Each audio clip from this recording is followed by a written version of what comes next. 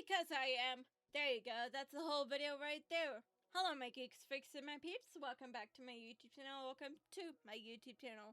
My name is Chaos, and today, guys, what's the deal with me? Why do I call myself both asexual and a lesbian? And why don't I just call myself a lesbian? I hear these questions all the time, which is fine enough on its own. I mean, I get it. Asexuality isn't something a lot of people encounter in their day-to-day life, let alone someone who isn't both aromantic and asexual. So they might be a bit confused. Where people lose me, however, is when they try to claim that because I call myself asexual and a lesbian, I'm either confused, uneducated, or I'm seeking attention. My dear man, I can assure you the last thing I want is to draw attention to myself, which is ironic considering I'm a YouTuber, but don't worry about that, don't look at that. I'm always happy to give a quick explanation, but after a while, it gets very tiring. So I thought I'd do one big video explaining what the difference between sexual and romantic attraction is, what asexuality is, and some of the labels you can find under it. Because yes, asexuality, like almost everything in life, is a spectrum. Now, before we continue, we need to set some ground rules. I'm going to talk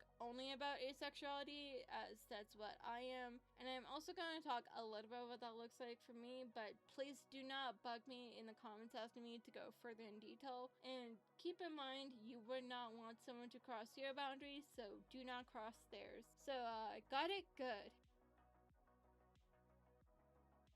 So, I threw a couple words at you, and I'm gonna explain them right here. First up, allosexual and alloromantic. What do these words mean? Well, I'm glad you asked. Allosexual is when a person is sexually attracted to another in full, meaning they experience sexual attraction in the same way as 99% of the human population. Alloromantic means you experience romantic attraction in the same way as 99% of the human population. Asexual means that a person feels little to no sexual attraction to a person. Aromantic means that someone feels little to no romantic attraction to a person. I also want to make it clear that celibacy is not the same thing as asexuality, as that's a myth I've seen floating around. Heck, that's what my high school health teacher thought.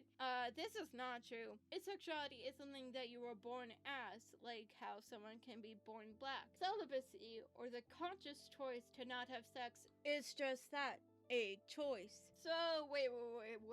Hold on. Those definitions sound the same. What's the difference between romantic and sexual attraction? Don't they mean the same thing? How can you have one without the other? Oh, very good questions, and it's time that we clarify the difference between sexual and romantic attraction, as well as platonic, aesthetic, and libido. Where to begin, my friend? Well, how about romantic attraction, as that's something I experience? So, romantic attraction means that you can look at a person without knowing anything about them or knowing very little about them, and you want to date them, you want to be in a romantic relationship, you want to become their life partner, and you fall in love with them. Think really any Disney movie and you'll get the gist very quickly. And I am considered romantic and a hopeless one at that. What can I say? I love a good love story. I want a girlfriend. I want to date her, to love her, to wake up and see the love of my life sitting next to me. Notice, however, I never mentioned sex anywhere in there. Well then, what's sexual attraction? Well, sexual attraction is lust. You can see a person that you know little to nothing about, and you want to take them to Pound Town, do the horizontal mambo. Fuck them, if you will. I don't know, man, I don't want to sex. What do you want from me? If you're a normal person, you want this to be consensual, but unfortunately that's not always the case. Now, to clarify, lust and sexual attraction are not automatically evil or bad. Just because you want to have sex with someone or find someone sexually appealing does not mean that you are evil and you must repent for that sin. It just means you like sex, which is fine. I mean, I don't get it, but hey, as long as everyone is communicating clearly and consenting, I'll only slightly judge you. It only becomes a problem when you can't control your lust and force someone to do something that they don't want, or you put down others because you don't find them sexually appealing. Next up is aesthetic and platonic attraction. Platonic is when you find someone and you go, hey, you're weird, I'm weird, let's be weird together, let's be friends, amigos, however you want to say it. Aesthetic attraction means that you like how someone looks, and it doesn't have to be anything deeper than, hey, you look neat, I like that purse on ya. And finally, libido. Libido, or more commonly called a sex drive, is the crave of sexual pleasure in itself, and that can be with or without another partner involved. Libido and sexual attraction can be linked together, but they also are not always. Platonic and aesthetic attraction are something all people have regardless of romantic or sexual attraction, and while 99% of the human population are both alloromantic and allosexual, 1% of the human population is asexual. And according to a poll with over 9,000 participants recorded by aromanticism.org, a little under 7,000 people reported that they were aromantic. Though do take this study with a little bit of salt, because this is a very small study and it was specifically asking aromantic people. So I will have the study linked down below, but just keep that in mind that it is a very tiny study. So I can already see a lot of you might still be confused. I mean, what would this look like in reality? Well, let's see. I'm going to be using two metaphors, one to describe asexuality as a whole, and the other to describe different forms of asexuality. Let's get a grasp on asexuality as a whole. First, we're going to use cake for this. Chocolate cake will represent romance and strawberry will represent sex. For no other reason than I like chocolate cake and I hate strawberry with a passion. So there. Everyone seems to love cake. You see cake all the time, in stores, advertisements, even in media, both adult and child alike. Chocolate and strawberry are seen everywhere together, and no one questions if the two are any sort of different. But Sarah is allergic to strawberry, and she doesn't realize this. When everyone talks about how good strawberry cake is, now you can't have strawberry without chocolate, Sarah's confused. She can't eat strawberry cake, though she's never tried it, but the thought of even trying strawberry cake makes her stomach turn. When strawberry cake is near her, she politely declines a slice. No one thought much of it as a kid, as kids aren't allowed to eat strawberry cake, but when she got to high school, she started getting picked on and bullied for not liking strawberry cake. This sends Sarah into a spiral. What's wrong with me? Everyone likes strawberry cake, but I can't eat it. I mean, can I? I've never tried it, but the thought of it makes me nauseous. She gets really anxious and really depressed and does research to try and figure out what's going on with her. Then a simple term pops up: allergy. She studies more and more about allergies. The more she looks, the more she realizes that she matches the definition.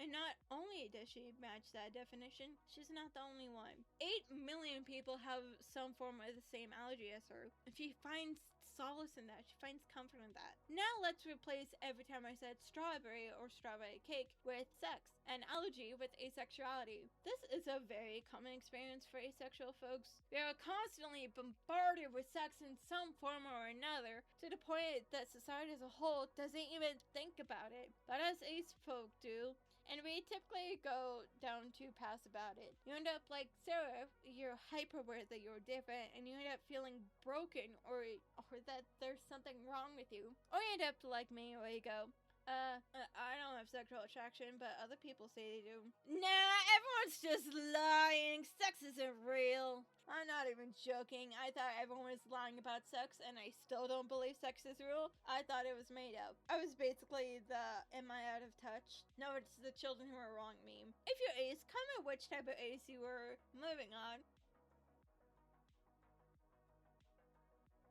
Now it is important to understand that asexuality doesn't strictly mean that a person is sex repulsed. Remember, asexuality means little to no sexual attraction. And don't worry, I'm going to explain the different types of asexuality through pizza. Now I must also clarify that I'm not going to go over every single asexual label, as that would make this video multiple hours long, and I don't have that energy. But I will cover the most common ones. So let's get started. Sex repulsed, or apothesexual, is what people most commonly think when they hear the word asexual. And as the term sex repulsed states, it means that a person is completely and totally turned off at the idea of sex. This is the type of asexual I am. It would be like if someone hated the taste of pizza, didn't like the thought, taste, texture, the thought of pizza, goes out of the way to avoid it at all costs. Agosexual means that person has a sex drive but does not have sexual attraction, meaning that person who is agosexual might read erotica or watch adult media and engage in self-pleasure, but they don't experience sexual attraction to a person. So what this would look like with the pizza example is this person might like the look or smell of pizza, but they don't want to have pizza. Cupiosexual means a person who engages in sex but does not experience sexual attraction to a partner. This can be for a multitude of reasons. Let's look at this in pizza terms again.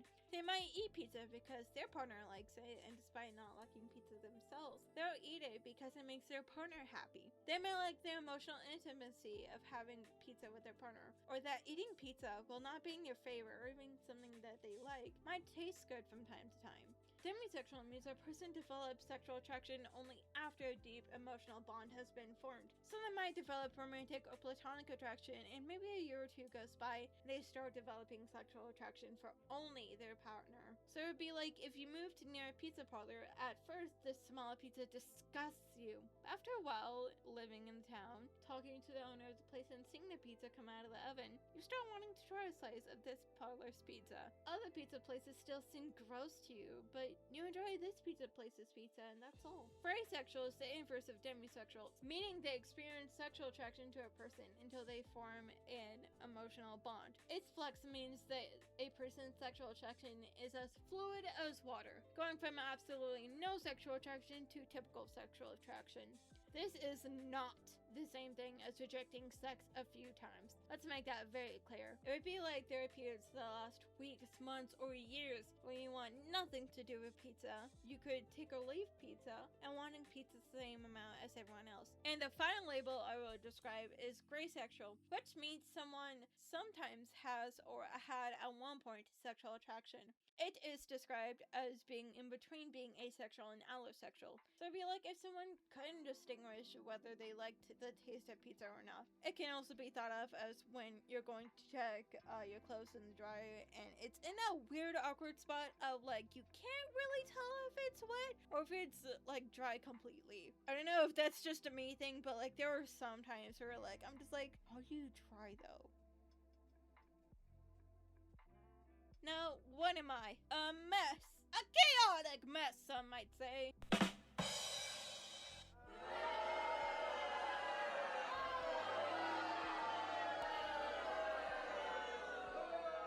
Come on, be proud of me for coming up with that. It took me a whole 5 minutes to make that up. But seriously, why do I call myself an asexual lesbian? Well, that's because that's what I am. I can see a woman I don't know, and I can fall madly in love with her. I want her to be my partner in crime, but I would not be sexually attracted to her. Could I just call myself a lesbian or just asexual? No, because simply put, that's not who I am. And to say I'm only lesbian ignores the fact that I don't feel sexual attraction, which for a lot of people is really important for a relationship. And to call myself only asexual ignores the fact that I can and want to fall in love. I want a romantic connection. I want to go on dates and get married. Saying I'm only one or the other is ignoring the other half of who I am. It took me 3 years to find a label that fits me and makes me feel whole, that describes my living experience. And when people just chalk it up to me wanting attention feels hurtful, just to say the least. Just because I have 2 labels instead of 1, when in reality, people have multiple labels all the time,